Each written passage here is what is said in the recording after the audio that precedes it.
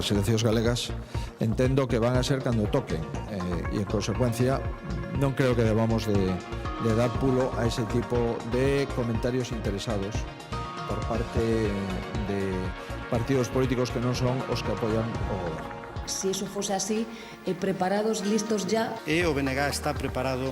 Pues dirá, pues oiga, se adaptará o que teña que adaptarse. Feijóo descarta un adelanto electoral en Galicia. El presidente de la Xunta cree que las voces que apuntan a la posibilidad de que acaben coincidiendo generales y autonómicas son comentarios interesados de otros partidos. El PP gallego insiste, sigue trabajando, entre otras cosas, en los presupuestos para el año que viene. Enfrente, la oposición asiste incrédula a la teoría de este posible adelanto, que sería de casi un año. En todo caso, aseguran que están listos para echar al PP de San Caetano. Buenas noches. Otra cita más inminente es la de la constitución de las diputaciones que todavía faltan. Este jueves la de A Coruña, donde el BNG da por perdida la batalla. Tras la falta de apoyo explícito de las mareas, los nacionalistas dan un paso atrás y asumen que la presidencia será para el actual alcalde de Aspontes, el socialista Valentín González Formoso. Dicen ahora desde el BNG que de todas formas lo importante no es la presidencia, sino el acuerdo programático firmado. De todas formas, los nacionalistas avisan, toman nota. Recado directo para uno de sus posibles socios de coalición en una posible candidatura futura de unidad en las generales. Tomamos nota dese acordo que non responde á vontade unha gran parte da ciudadanía que os votou para ser máis ambicioso e para non un programa para supeditarse ao Partido Socialista. Carta de la Real Academia Galega a la alcaldesa de Madrid. Desde Galicia, su presidente Alonso Montero le pide a Manuela Carmena que reconsidere la lista de posibles nombres a eliminar del callejero madrileño, un listado que incluye, por ejemplo, a Álvaro Cunqueiro o a Julio Camba. La nueva regidora madrileña busca adaptarse a la Ley de Memoria Histórica y un experto ha elaborado para el ayuntamiento esa lista de más de 200 calles. En Galicia, el mundo literario es unánime en la defensa de los escritores gallegos. Y en Bruselas, tras 17 horas de cumbre, Grecia ha aceptado un durísimo acuerdo a cambio del tercer rescate, entre 82.000 y 86.000 millones, a cambio de traspasar algunas de las que eran las líneas rojas para Tsipras, nuevas privatizaciones, presencia del FMI y creación de un fondo de 50.000 millones controlado en el fondo por la Unión Europea y que serviría para amortizar la deuda. El Ejecutivo de Tsipras tiene que ponerse a legislar rápidamente esta semana estas medidas, entre ellas la reforma de las pensiones y la subida del IVA. El escenario está tan dividido en Grecia que mientras sigue el corralito, algunos miembros del gobierno hablan de adelanto electoral. Nuevo Eurogrupo, además, este lunes en Bruselas para elegir a su nuevo presidente. Luis de Guindos ha perdido. El ministro español, que cree que España debería estar más representada en Bruselas, ya ha felicitado a su rival, Dijsselbloem. Sanción del Tribunal Supremo al juez que inició la instrucción del caso de la niña Asunta Basterra. Vázquez Taín ha sido apercibido tras pronunciar unas palabras que el alto tribunal considera más que desafortunadas sobre la menor. Durante un curso de seguridad ciudadana, el magistrado dijo lo siguiente: en el periodismo funciona, sale un tuit y dicen no, los datos revelan que Asunta volaba. Fue en el 2013, una broma de mal gusto, dice el Supremo. La sentencia resalta lo improcedente de sus expresiones y que quisieran reír con ellas a un auditorio mientras se instruía un caso tan delicado. Retuvo encerrada a la arquitecta municipal más de una hora, la amenazó de muerte y la empujó hasta que la Guardia Civil permitió su liberación. Un constructor de Illa de Arousa fue condenado a 3 años de cárcel por un delito de detención ilegal y ahora ha recibido el indulto del gobierno. La noticia ha sentado como un jarro de agua fría en la localidad arousana. En el ayuntamiento tienen muy fresco el mal momento que vivieron en el consistorio hace ahora 5 años.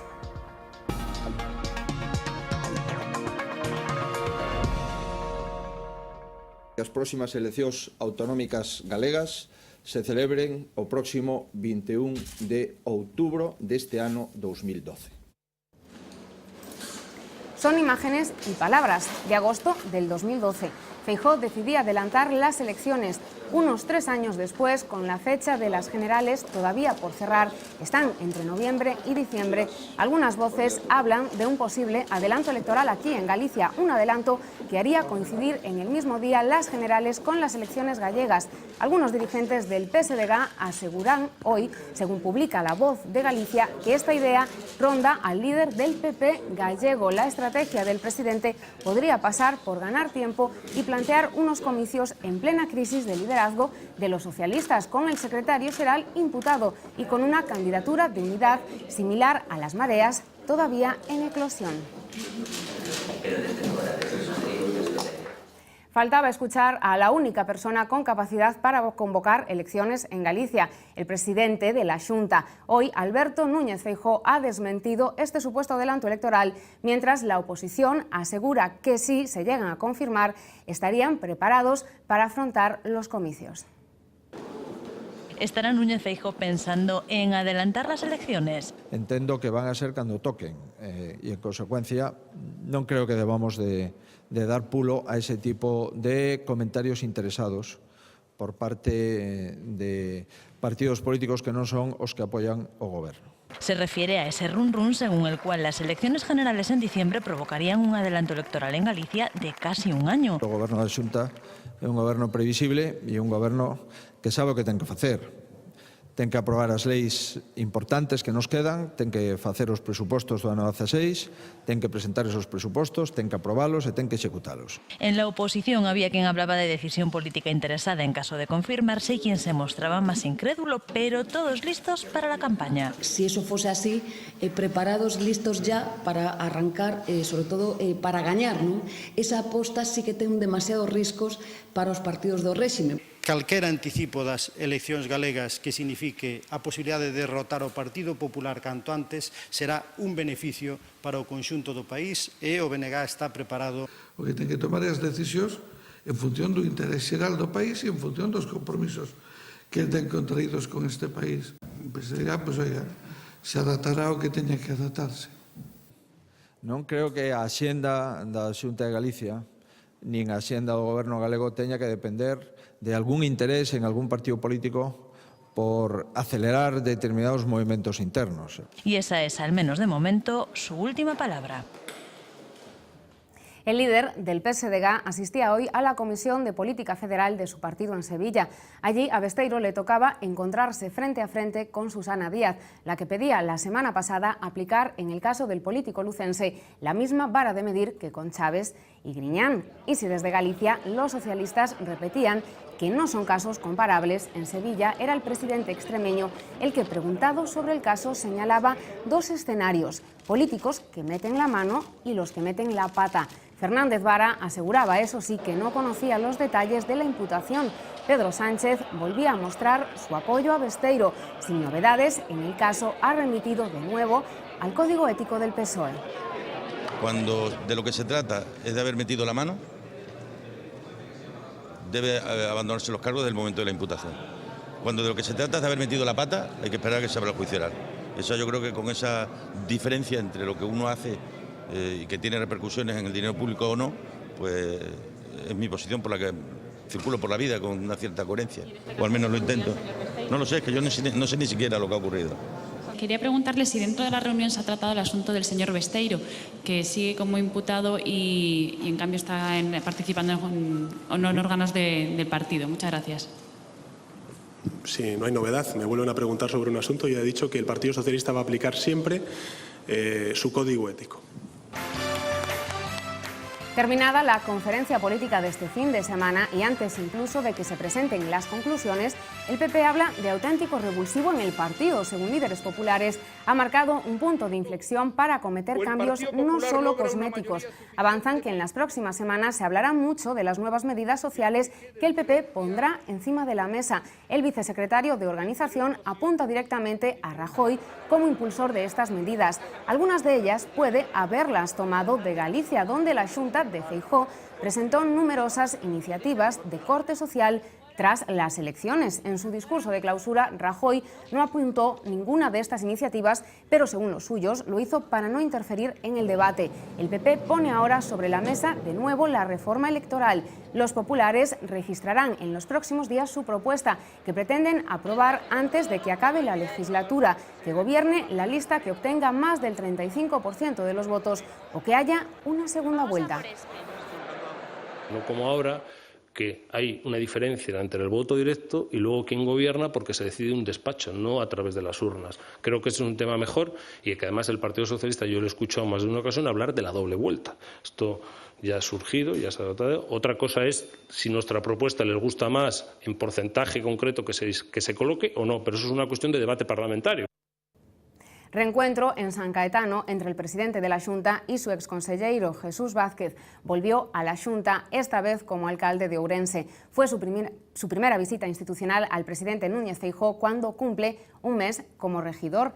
Tercer alcalde que pasa por San Caetano tras las reuniones con los regidores de Vigo y A Coruña. Esta vez Feijóo afrontaba un encuentro más amable. Jesús Vázquez se mostraba ilusionado y recordaba su etapa como consejero de Educación antes de plantearle sus reivindicaciones. Fue un encuentro fructífero, dijeron, marcado por los acuerdos, entre ellos la reforma del hospital para 2016, la agilización del Pexón en una ciudad que se rige por el Plan de Urbanismo de 1986 o la entrada del AVE a Ourense. E o apoio por parte da Xunta que lle pedín para esa estación intermodal. Estamos en condicións de licitar no ano 2016 ese proxecto básico e constructivo. Falamos do transporte metropolitano, que, igual que manifestouse no seu día a conselleira, queremos que no 2016 sexa unha realidade. Realizo tamén falamos do Plan Xeral. Estamos á espera de que o Concello remita a súa nova política urbanística para que a Consellería de Medio Ambiente poda tramitar o Plan Xeral. O que está claro que queremos que sexa o antes posible dentro deste mandato. Creo que temos unha folla de ruta ben diseñada, sabemos o que queremos e sabemos como o temos que facer. El BNG renuncia a presidir la Diputación de A Coruña. Así lo ha dado a entender hoy el portavoz nacional de la formación. La aspiración de los nacionalistas se ha visto truncada por la falta de apoyo de las mareas. Marea Atlántica acordó el sábado en asamblea no entrar en guerras y respaldar al candidato que acuerden Bloque y PSDG. Compostela Berta tampoco ha dado su apoyo expreso a los nacionalistas para luchar por el sillón coruñés. Así que, salvo sorpresa de última hora, el próximo jueves el BNG votará a favor del candidato socialista para garantizar que la Diputación no quede en manos de los populares. Vence se compromete a cumplir el acuerdo programático firmado con el PSOE, pero da un tirón de orejas a las mareas.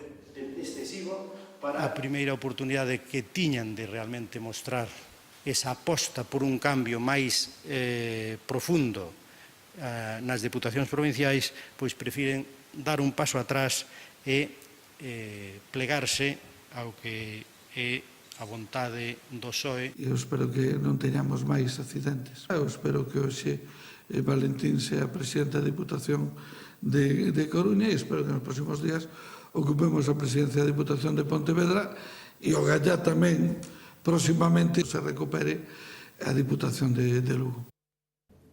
En el Ayuntamiento de A Coruña también saben de negociaciones difíciles. Un mes después de la toma de posesión de Xulio Ferreiro como alcalde, el consistorio herculino sigue sin aprobar su nuevo sistema de organización. El regidor ha asegurado hoy que las dedicaciones y las retribuciones son los puntos polémicos que impiden llegar a un acuerdo con PP y PSDG. Asegura que los populares ofrecen una retribución tan pequeña a los concejales de la Marea que tendrían que gobernar en sus ratos libres.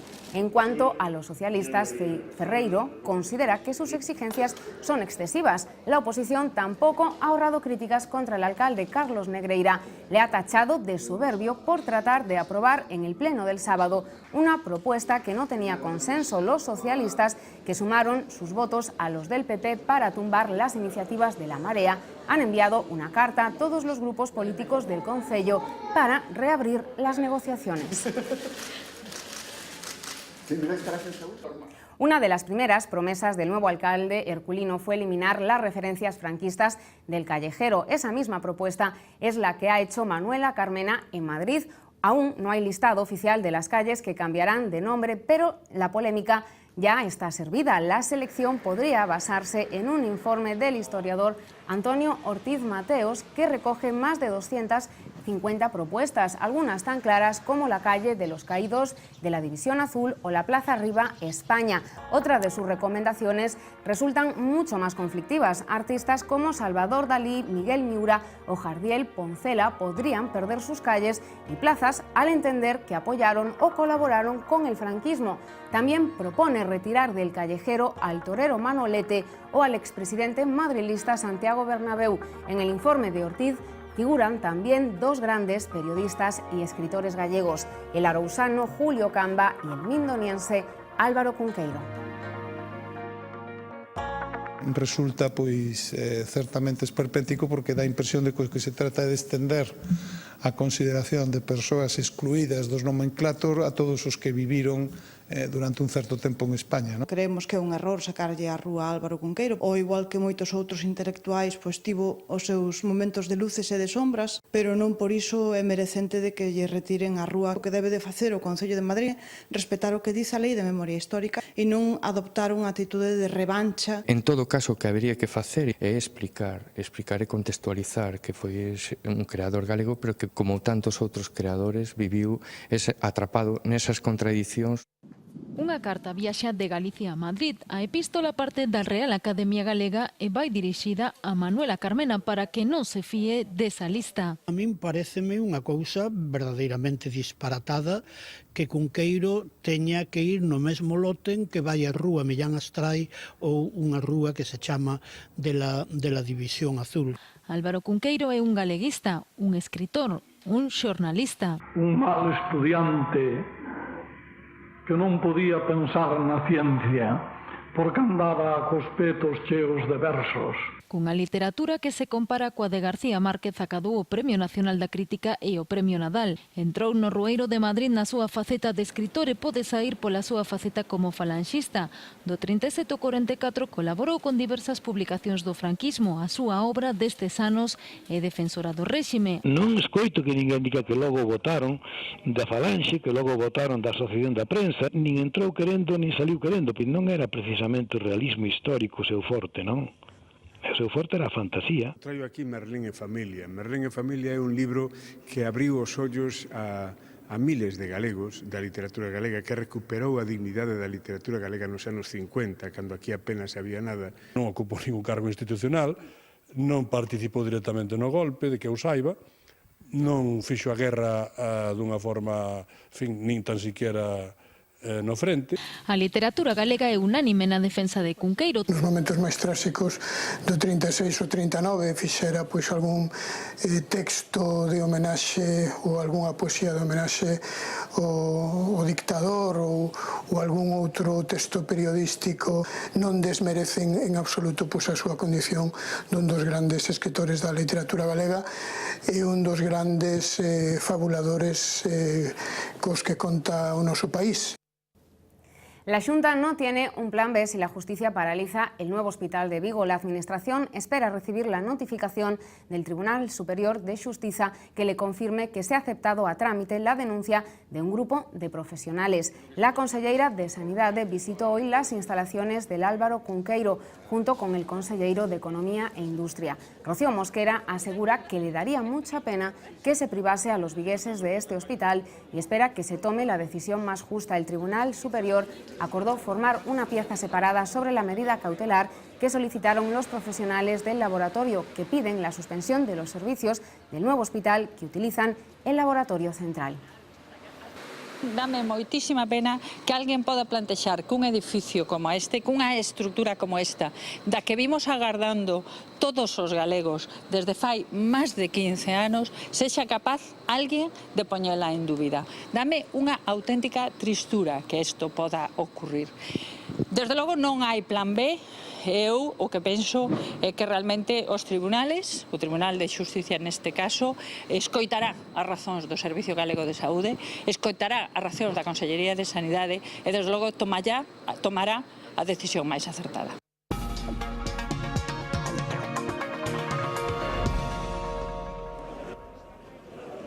Los presidentes del Consejo y de la Comisión Europea sonreían a primera hora de esta mañana en Bruselas. Después de una noche prácticamente en vela, eran los encargados de anunciar el acuerdo para el tercer rescate a Grecia. Fueron necesarias 17 horas para alcanzar el consenso en esta enésima cumbre. Tsipras han cedido ante el órdago de la Troika. Según él, ha logrado lo mejor dentro de lo que era posible. El pacto asegura la llegada de liquidez a Atenas por parte de la Unión Europea y del FMI, pero no va a salirle gratis a los griegos. Una parte de Syriza, el partido en el gobierno, lo ha calificado de humillante. El ministro de Trabajo heleno ya adelanta que va a haber elecciones anticipadas este año.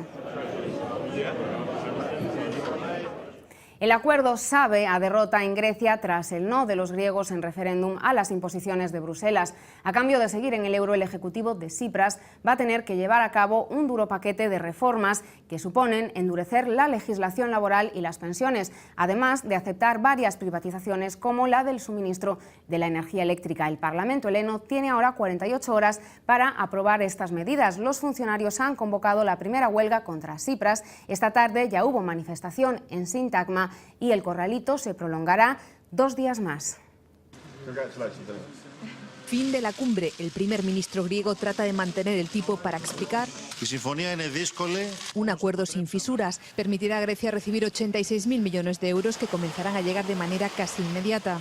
El Parlamento griego tiene 2 días para aprobar leyes para atravesar muchas líneas rojas. En pensiones, Tsipras proponía elevar la jubilación a los 67 años. Tendrá además que congelar las pensiones hasta 2021. Tsipras se resistía a una reforma laboral que ahora tendrá que endurecer con despidos colectivos y con negociación de convenios, además de recalibrar la política industrial. Reforma a fondo también para la banca, que deberá revisar sus créditos en riesgo de impago. Ahí se irá la mitad del rescate. Y sobre todo, privatizaciones. Grecia planteaba privatizar sus puertos, pero además tendrá que poner en un fondo la energía y los activos hasta llegar a 50.000 millones de euros como garantía del rescate. Se mantiene la subida del IVA en todo el territorio. Los hombres de negro, la Troika, volverán a supervisar las cuentas griegas. El acuerdo es de una dureza inusitada. En la Unión, la convocatoria de referéndum en el que los griegos dijeron no a las privatizaciones o a tocar impuestos y jubilaciones ha sido una afrenta y ahora se les urge.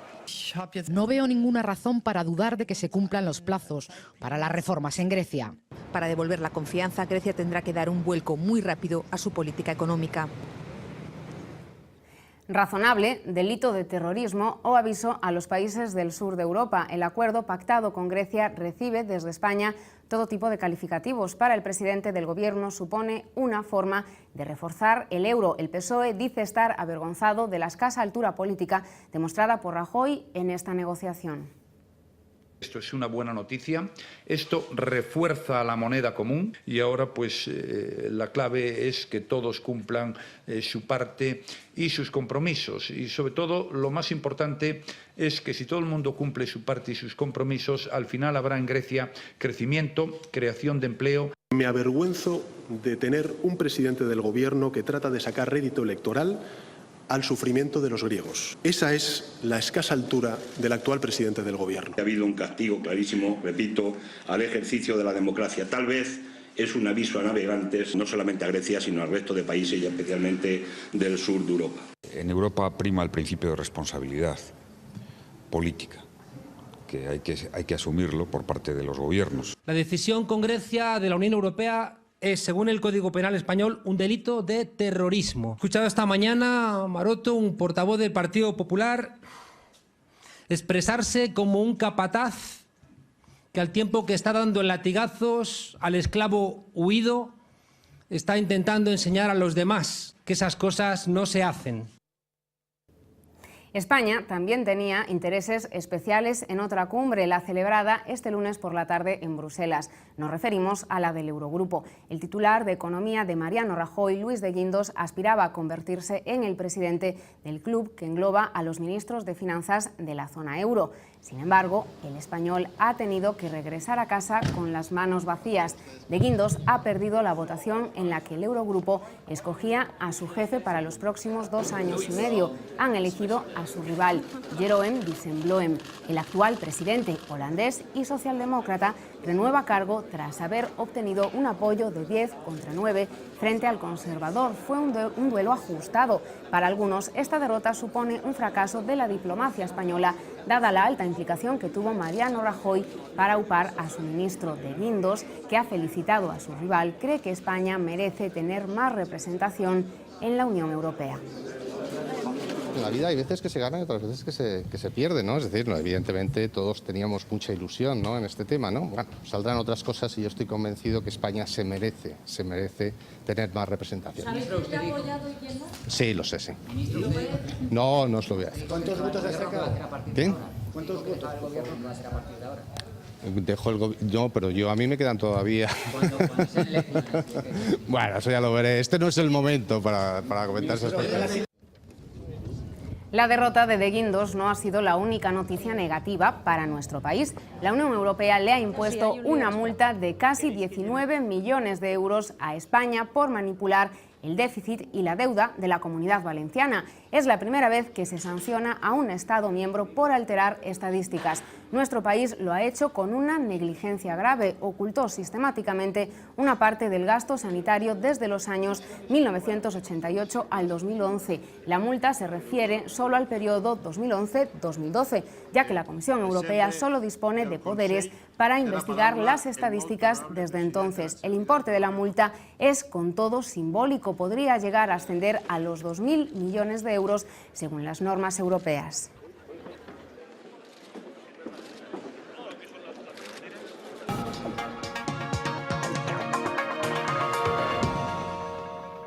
En Periodismo Funciona sale un tuit y dicen: los datos revelan que Asunta volaba. Esta frase, pronunciada durante una mesa redonda dirigida a policías, va a costarle al juez Vázquez Taín una sanción del Tribunal Supremo. El Tribunal Superior de Xustiza de Galicia ya consideró las palabras de Taín como bromas de mal gusto con las que habría cometido una falta leve. Ahora el Supremo ha confirmado la sanción impuesta por el órgano gallego. La sentencia estima que la actuación del juez alcanzó los límites de lo claramente incorrecto.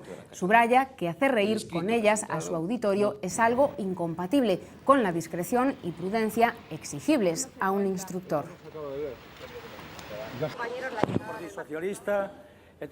El alcalde de Camariñas, el socialista Manuel Valeriano Alonso de León, tendrá que sentarse en el banquillo. El juez ya ha decretado la apertura de juicio oral. Se le acusa de un presunto delito de prevaricación administrativa por permitir el uso del tanatorio municipal antes de que estuviese habilitado como tal. Según el juez, el regidor cometió la irregularidad, aun siendo advertido por la secretaria y la interventora. La Fiscalía, sin embargo, considera que no ha habido incumplimiento de la ley, argumento al que se agarra el propio regidor. Falta saber si continuará dentro del partido. El Código Ético del PSOE establece que la apertura de juicio oral es la línea roja para la dimisión y la suspensión de militancia. Voluntarios que nos acompañaron en esa desgracia. Secuestró en su propio despacho a la arquitecta municipal de Ailla de Arousa, la golpeó, la zarandeó y amenazó de muerte. Todo esto en el interior del ayuntamiento. Ocurrió en el año 2010 y el autor de estos delitos, un constructor, fue condenado a más de 3 años de prisión. Hoy el Gobierno le ha concedido el indulto. Se trata, eso sí, de un perdón parcial. El Ejecutivo no lo exime de la multa por una falta de lesiones. Juan Manuel irrumpió hace ahora 5 años en el consistorio de Ailla y encerró con llave a la trabajadora municipal. Amenazó con tirarla por la ventana después de que ésta alertara a los vecinos del estado irregular de las viviendas de un inmueble promovido por el empresario.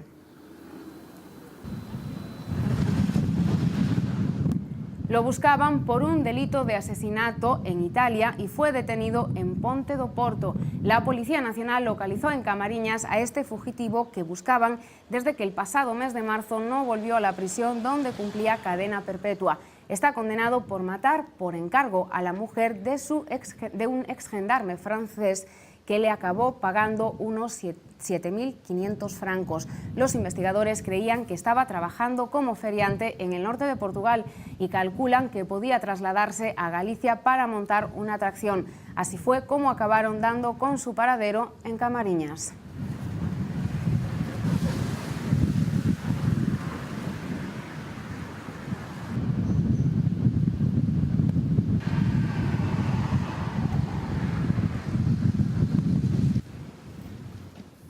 El gobierno mexicano se enfrenta a un aluvión de críticas y a la sombra de la duda. Son muchos los que están convencidos de que Chapo Guzmán, uno de los mayores narcotraficantes del planeta, contó con ayuda interna para fugarse de la cárcel. El capo salió a través de un orificio practicado en la zona de la ducha. Un agujero conectaba con un pasadizo de casi 2 metros de altura y 1,5 kilómetros de largo. Una obra de ingeniería que contaba incluso con iluminación y ventilación. Tenía hasta un sistema de transporte de herramientas. Desembocaba en una casa en construcción situada al sur de la prisión. Es la segunda vez que este hombre, el jefe del cártel de Sinaloa, escapa de la cárcel, dejando en evidencia la seguridad de las prisiones mexicanas.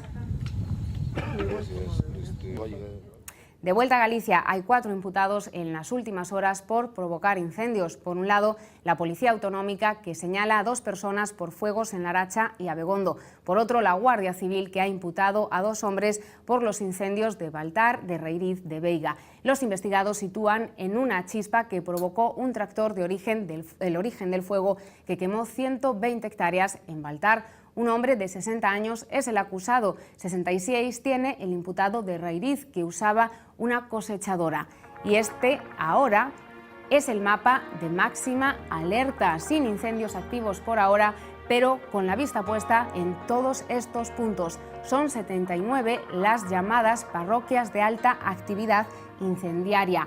Su inclusión en este mapa de riesgo se debe a la virulencia de los fuegos o también a lo repetitivo de los incendios.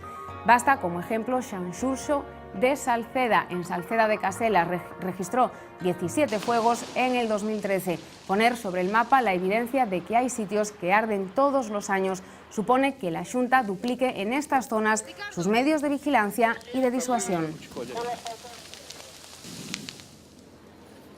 En un tiempo récord se convirtió en un símbolo de la ciudad y ahora el Concello de Vigo está preocupado por el devenir de su jardín más famoso, Dinoseto. La falta de riego y la incidencia directa de luz en la Porta do Sol han secado todo el lomo de la figura vegetal. Ha perdido frondosidad, comenzando a marchitarse, y ya se pueden ver algunos alambres de su espalda. La ausencia de lluvias se está cebando con esta popular mascota que presidió primero la rotonda de Rosalía de Castro. En las redes sociales alertan de que Dinoseto puede acabar convirtiéndose en Dino Seco si no se riega de forma inmediata.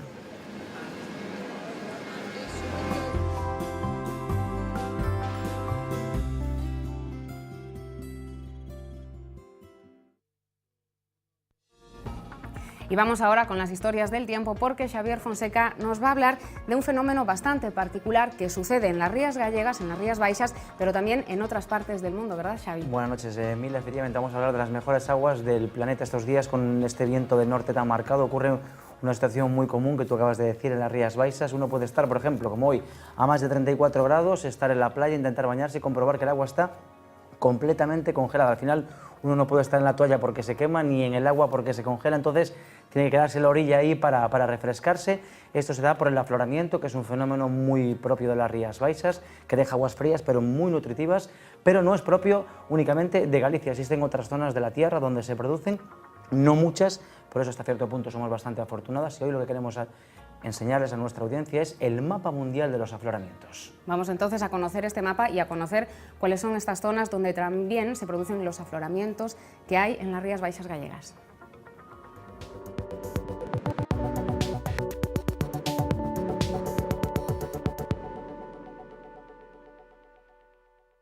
En Historias del Tiempo hemos hablado en otras ocasiones de la corriente termolina, uno de los mayores reguladores del clima de la Tierra.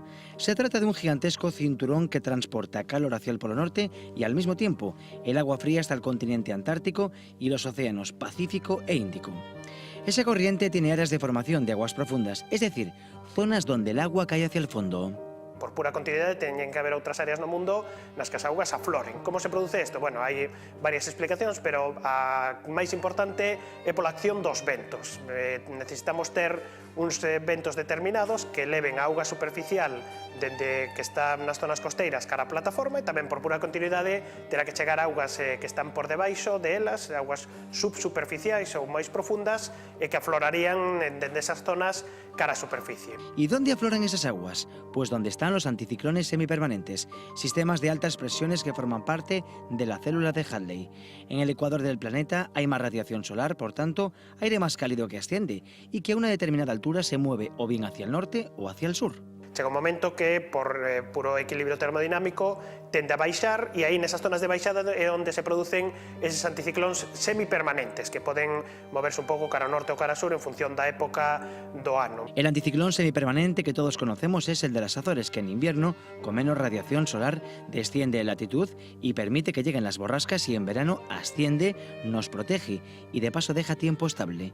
Pero existen otros lugares de la Tierra donde también se producen esos anticiclones semipermanentes. O que comeza na zona de Canarias, que se estende ata Galicia, temos outro que estaría no Atlántico Sur, logo vemos o de Chile e Perú, e temos outro na zona de California. Esos serían os 4 lugares do mundo onde estes fenómenos de afloramento de augas subsuperficiais se dan con maior intensidade. Y no es por casualidad que en estas 4 zonas de afloramientos estén las aguas más nutrientes y, como consecuencia, grandes bancos de pesca. Son augas que están por debaixo do que se chama a capa fótica, augas que non reciben luz, e se non hai luz non hai fitoplancton, porque o fitoplancton necesita a luz para facer a fotosíntesis, así que se non hai fitoplancton, pois hai nutrientes, esas augas afloran cheas de nutrientes, afloran a zonas onde si lles dá a luz, e polo tanto o fitoplancton comeza a crecer. De feito, se dan fenómenos que se chaman de bloom fitoplanctónico, explosións, auténticas explosións de fitoplancton, e iso pois activa toda a cadena trófica. O zooplancton se come o fitoplancton, e os animais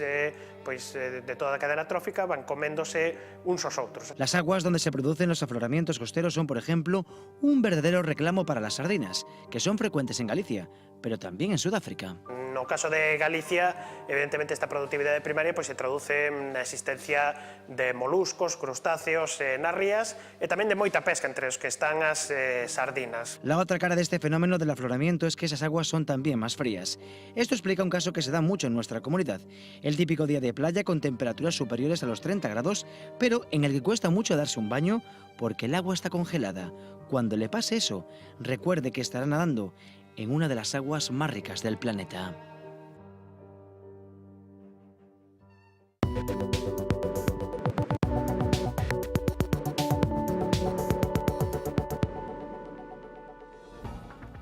Lo han visto, son muy pocas las zonas en el mundo, las privilegiadas con este sistema, con este fenómeno, los afloramientos. Y vamos ya con la previsión del tiempo. Xavi, ¿qué nos espera para mañana? ¿Va a continuar el calor? Ya lo creo que sí. Mañana sol y calor en toda la comunidad, sobre todo en el sur de la comunidad. De hecho, tenemos activados varios avisos por temperaturas altas en el sur de Pontevedra, también en el sur de Ourense y en la zona de Valdeorras, porque ahí las máximas con toda seguridad van a alcanzar o superar los 40 grados, porque hoy la máxima, por ejemplo, en el sur de Ourense ha alcanzado los 38,7 grados, mañana suben los valores máximos, así que con toda seguridad alcanzaremos esos 40 grados, mucha precaución, por tanto, con el calor. En el resto de la comunidad, sol y calor, pero no tanto ni mucho menos como en el sur. Muy bien, muchas gracias, Xavi.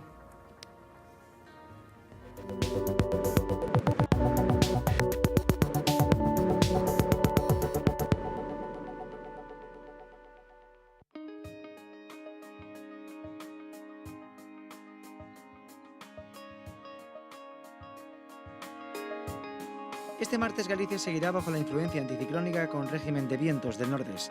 De esta forma, durante las primeras y durante las últimas horas de la jornada, habrá más nubes en la mitad norte con cielos despejados en el sur, estando prácticamente despejado durante las horas centrales del día.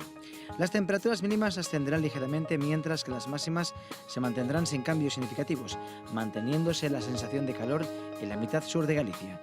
Los vientos soplarán del nordeste en el tercio norte, moderados en la costa y flojos en el interior, mientras que en el resto serán de componente norte, flojos en el interior y moderados en las Rías Baixas, con intervalos de fuerte por la tarde.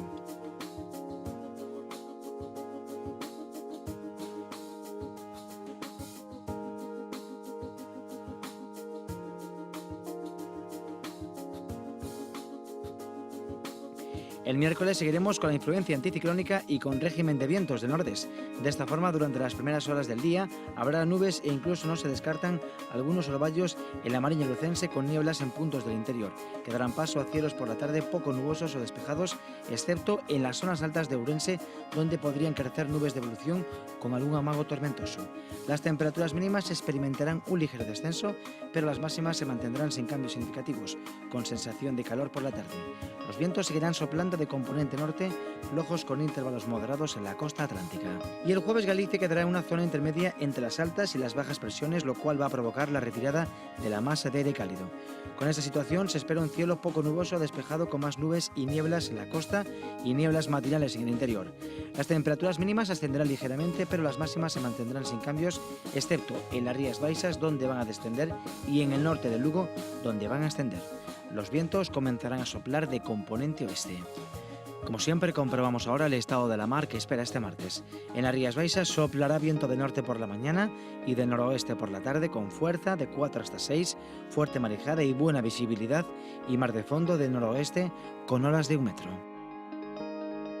En la Costa da Morte, viento de nordés con fuerza de 4 hasta 6, fuerte marejada y buena visibilidad, y mar de fondo de noroeste con olas también de 1 metro.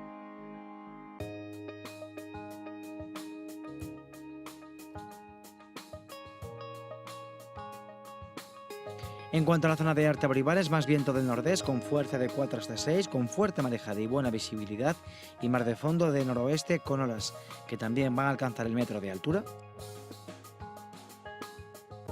Y por último, en la costa cantábrica, viento del nordés con fuerza de 2 hasta 4, marejadilla a fuerte marejada con visibilidad de regular a buena y con mar de fondo de noroeste con olas que van a alcanzar el metro de altura.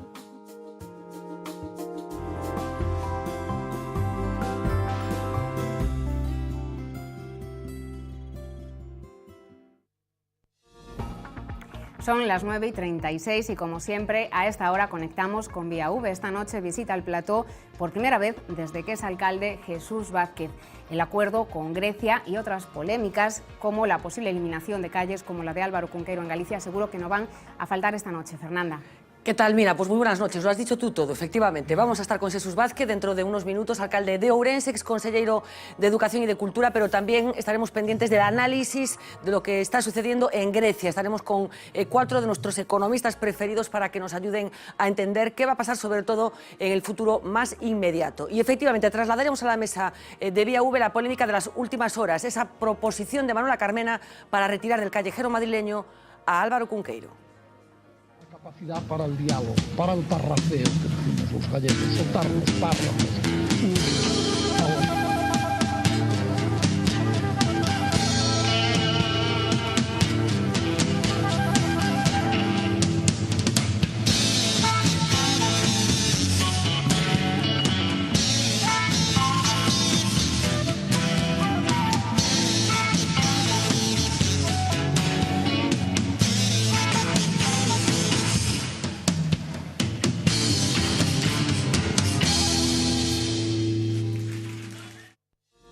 Esto será a partir de las 10 con Fernanda Tavares y antes no se pierdan la entrevista que vamos a tener a continuación con mucha historia. Ahí lo dejo. Volvemos en nada, en un minuto.